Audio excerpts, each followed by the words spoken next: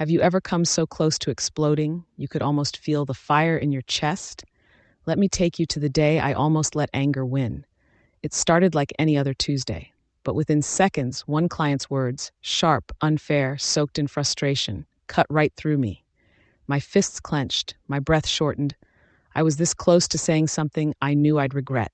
And then out of nowhere, a phrase echoed in my mind, a teaching from Buddhist wisdom. If someone offers you poison and you don't drink it, whose poison is it? That sentence, it hit like a bell in a silent temple. Right there, I made a choice.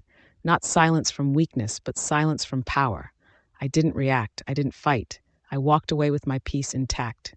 Today's not just a story, it's a shift, a reminder that not every battle deserves our energy. Let's talk about the art of walking away, not out of fear, but out of freedom. Chapter 1. The hidden cost of reacting. Let's be brutally honest for a moment. Most of us are emotional landmines. We walk around each day with invisible tripwires dangling from our nerves, waiting, almost hoping for someone to step on one so we can justify exploding. A sideways glance, a passive-aggressive text. Someone is cutting us off in traffic. It doesn't take much, and boom, we're gone.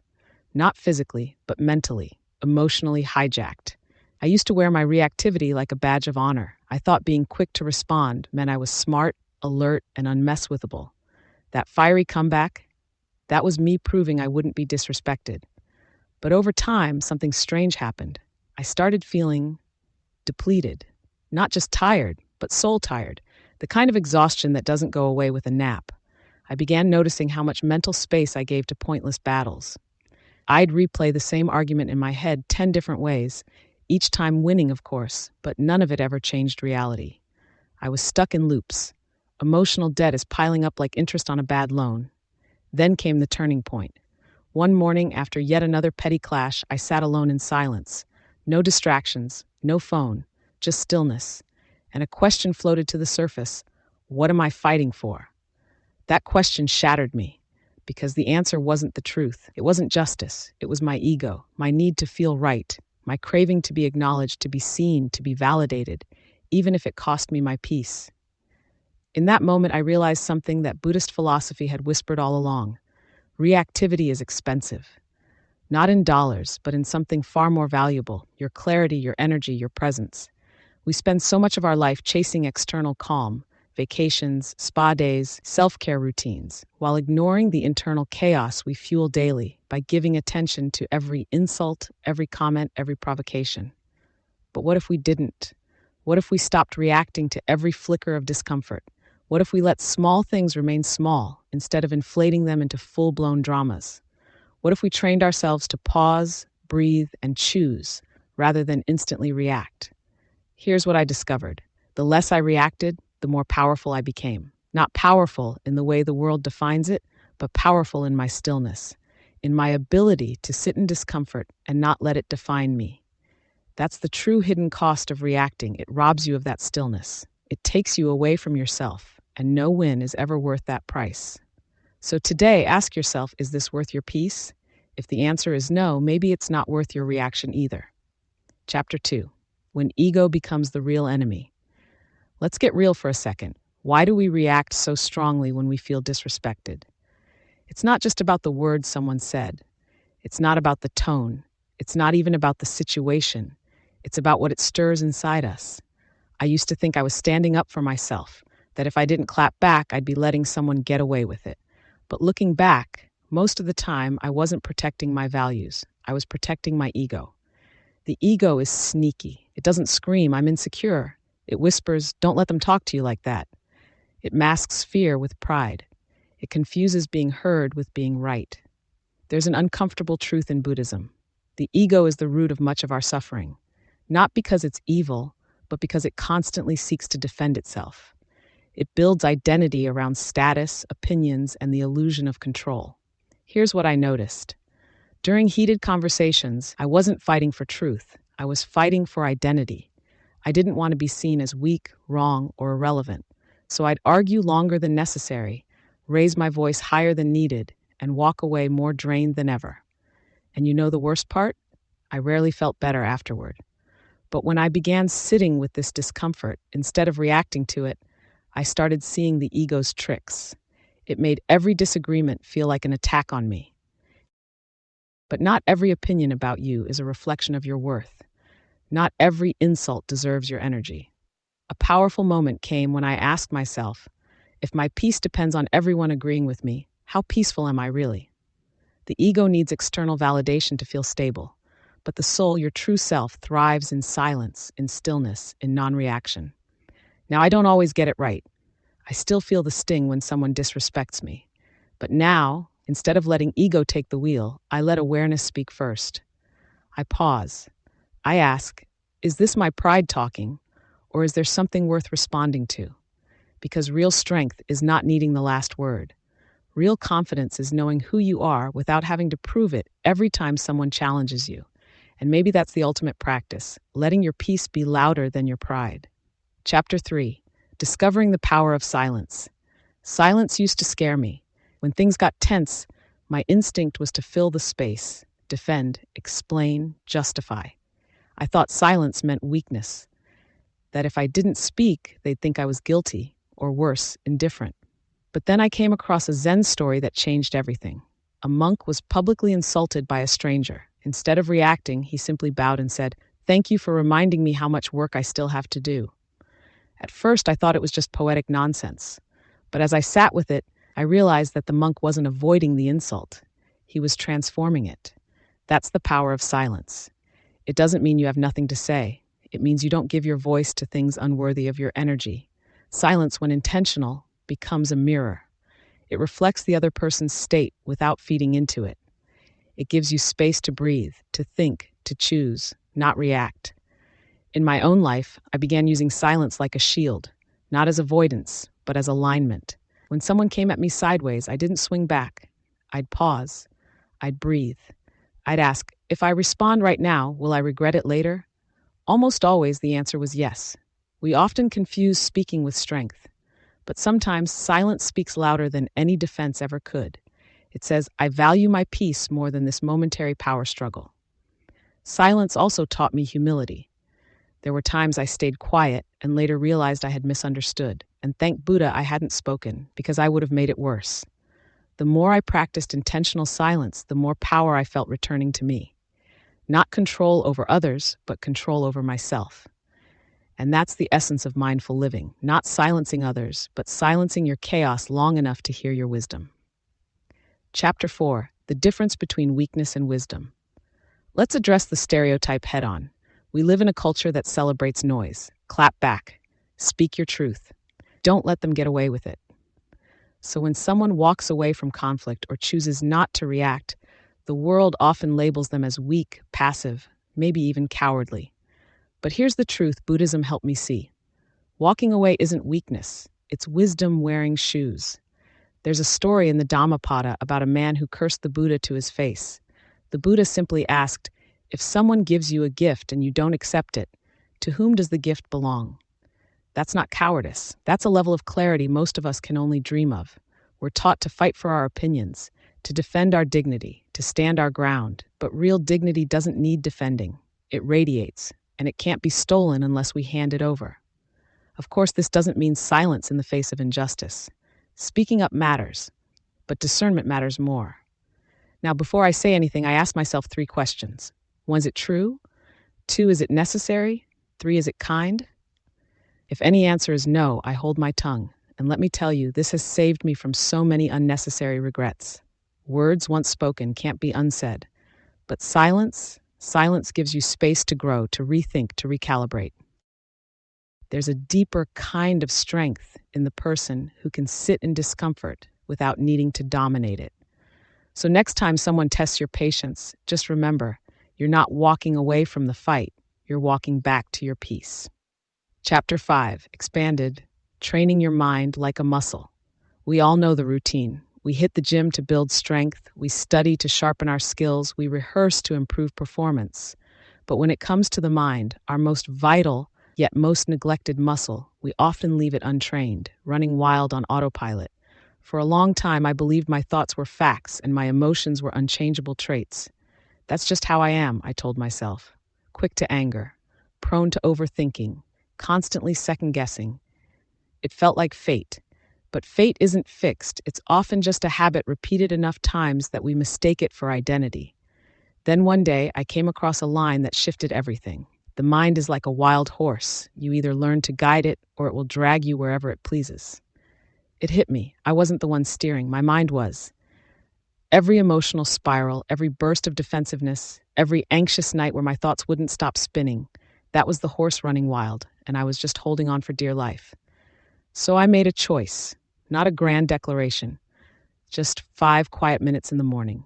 No music, no phone, just breathe, just being.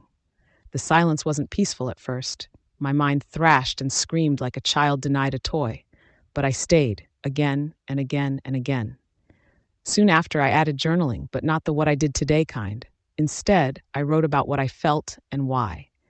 I started to see patterns emerge. Certain words, certain tones, even the body language of others could trigger shame, fear, or anger in me.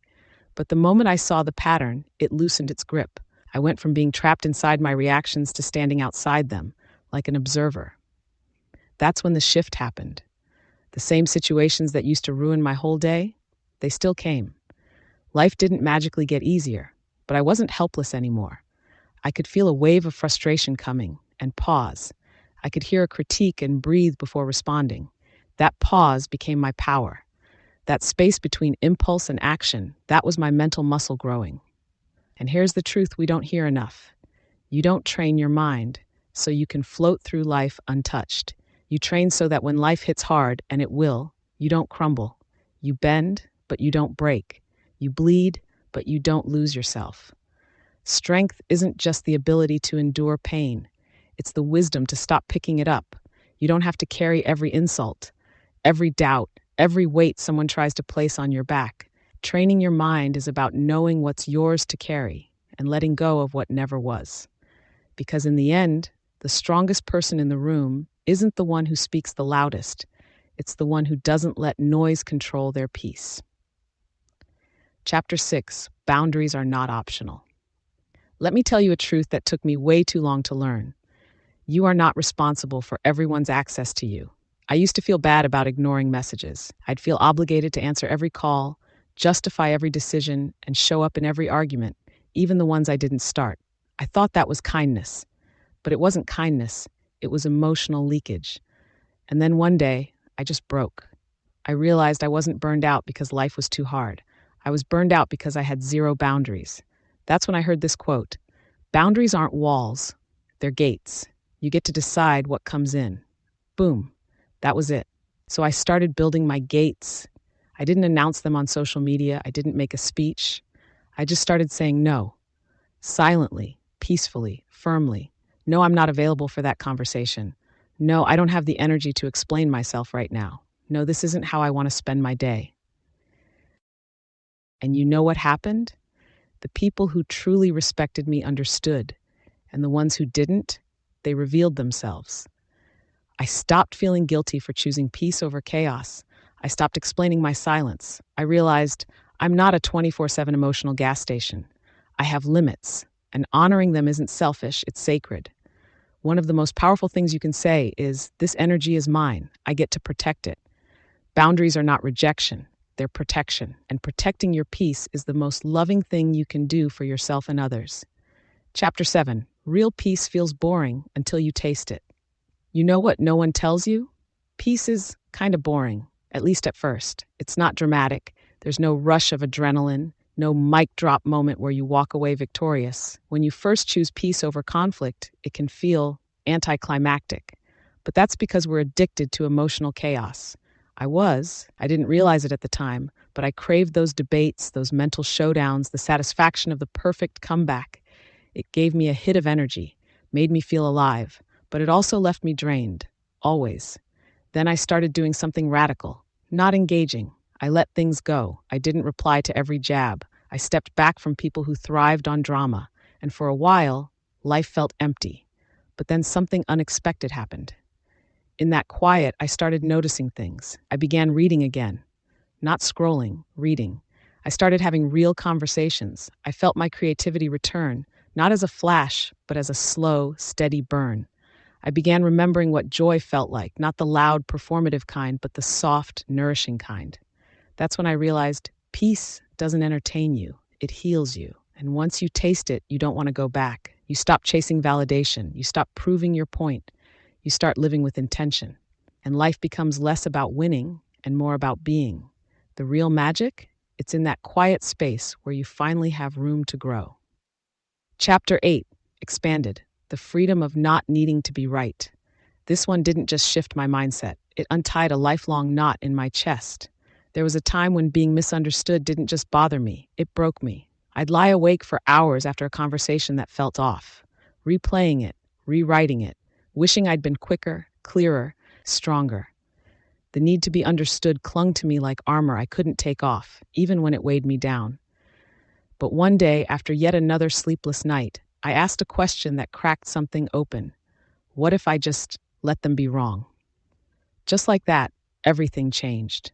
We grow up believing that being right equals being safe, that if people don't get us, we're somehow invalid.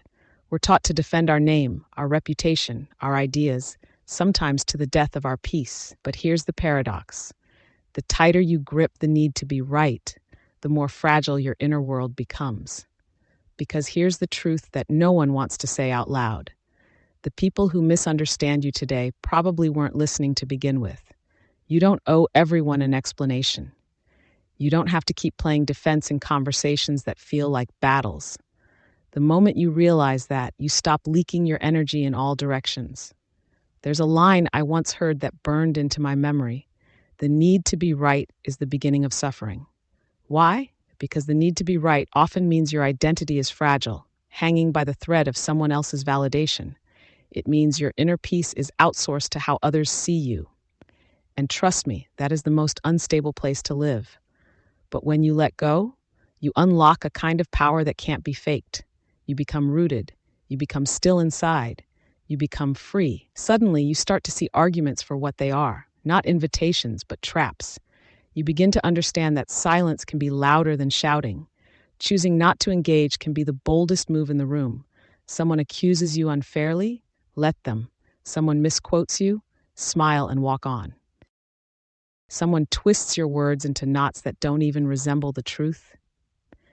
Let them sit with their version. It's not your job to untangle everyone's confusion.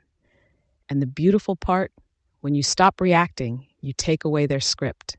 The people who depend on your defensiveness to feel important suddenly don't know what to do. The drama ends, not because it's resolved, but because you stopped feeding it. You don't have to raise your voice to be heard. You don't have to prove your worth to be worthy. You don't have to be understood by others to understand yourself. Let your calm speak for you. Let your stillness become your strength. And here's what I've learned the hard way. You don't need to be right to be at peace, but you do need peace to know what's right for you. Because at the end of the day, peace isn't found in being seen clearly by others. It's found in seeing yourself. When you stop needing to be right, you start needing less in general. Less approval, less applause, less defense. And in that less, you gain more than you ever thought possible. More clarity, more time, more self-respect, more freedom. And isn't that the quiet revolution we're all looking for? Final thoughts. Choosing peace over pride. If I could go back and talk to my younger self, I'd say this: your peace is not up for auction. Don't trade it for attention, for validation, or for the temporary thrill of being right. The world doesn't need more loud voices. It needs more calm hearts. And calm, real calm, comes from knowing that your worth isn't decided by someone else's opinion or reaction. It's decided in the quiet moments. When you walk away from a fight, when you choose your peace, when you rise above. What I want you to remember. The next time someone pushes your buttons, pause. The next time your ego demands a reaction, breathe. The next time you feel the urge to prove something, ask, at what cost? You don't owe your energy to everyone who asks for it. And once you stop giving it away, something incredible happens. You finally have enough of it for yourself, for your growth, for your healing, for your life. Your peace is yours to protect. And in that protection, you'll discover something far greater than winning. You'll find freedom.